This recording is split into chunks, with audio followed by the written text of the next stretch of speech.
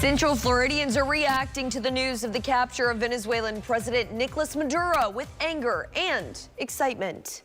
Good morning, everyone. It is Sunday, January 4th. I'm Sam Martello. Your time right now is 5 o'clock. We're going to have more on that top story here in just a minute, but first we take you to a live look at Lake Eola in downtown Orlando. Things are quiet to get our Sunday started.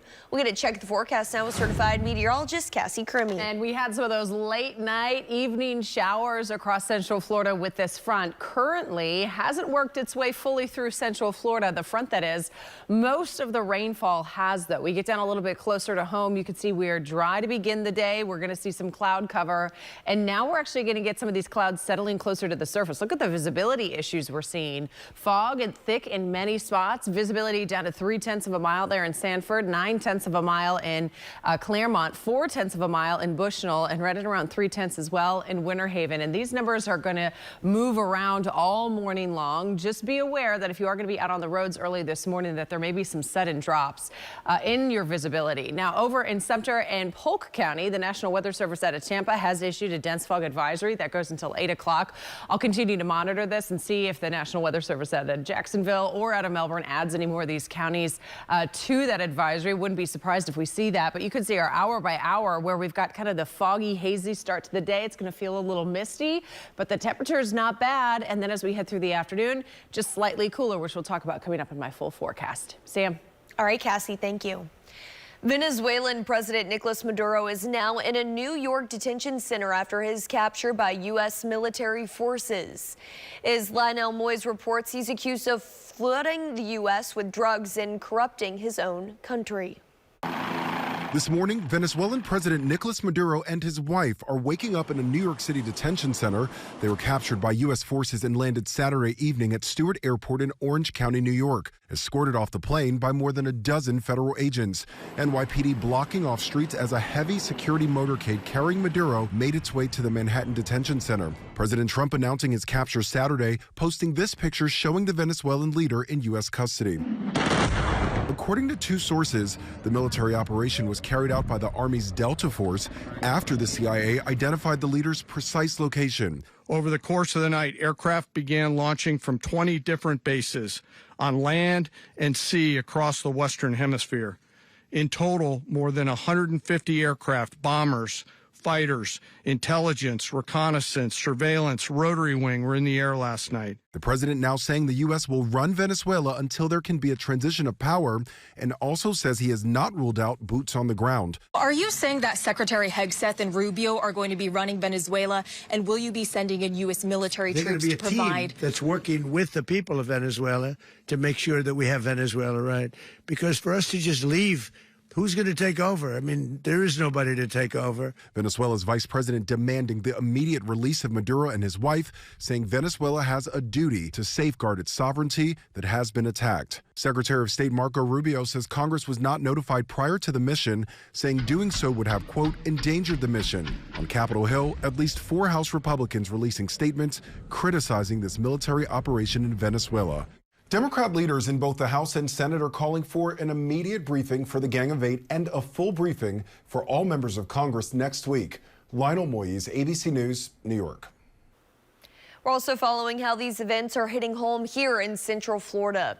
The FAA shut down airspace over parts of the Caribbean, which led to major delays and cancellations at the Orlando International Airport.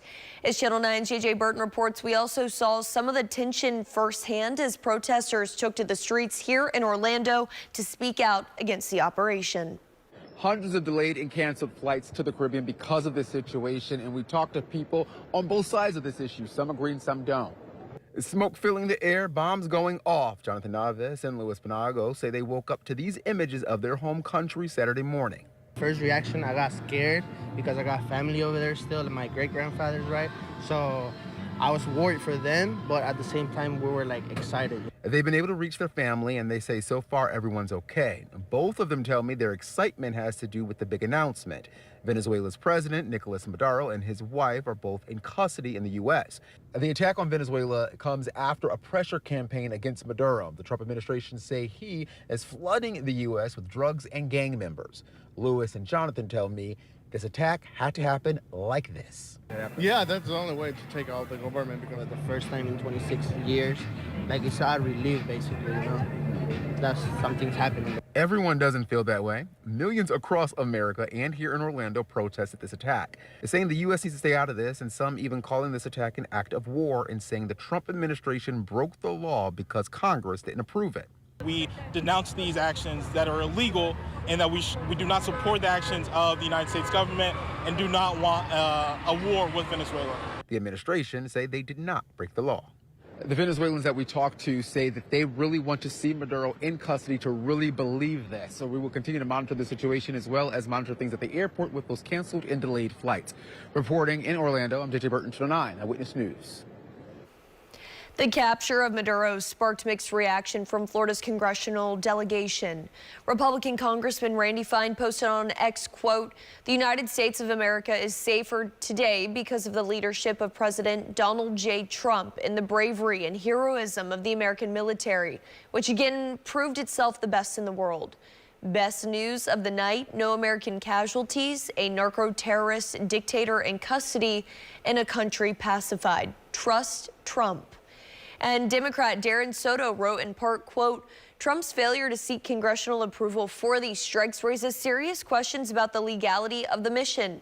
The administration made multiple false promises that it would not invade Venezuela without congressional consent. Congress must now conduct extensive hearings on the attack and all efforts to restore democracy in Venezuela."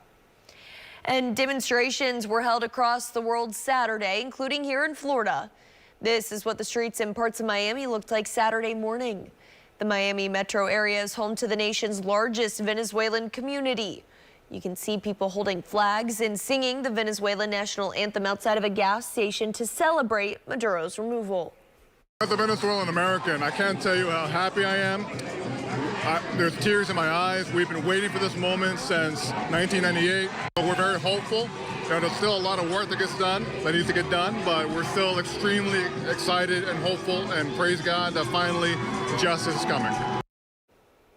Florida is home to more than 380,000 Venezuelan Americans. That's according to the U.S. Census Bureau, and that's the most of any state. We'll continue to follow the growing tensions between the U.S. and Venezuela. Channel 9 will bring you the latest developments on air and online at WFTV.com.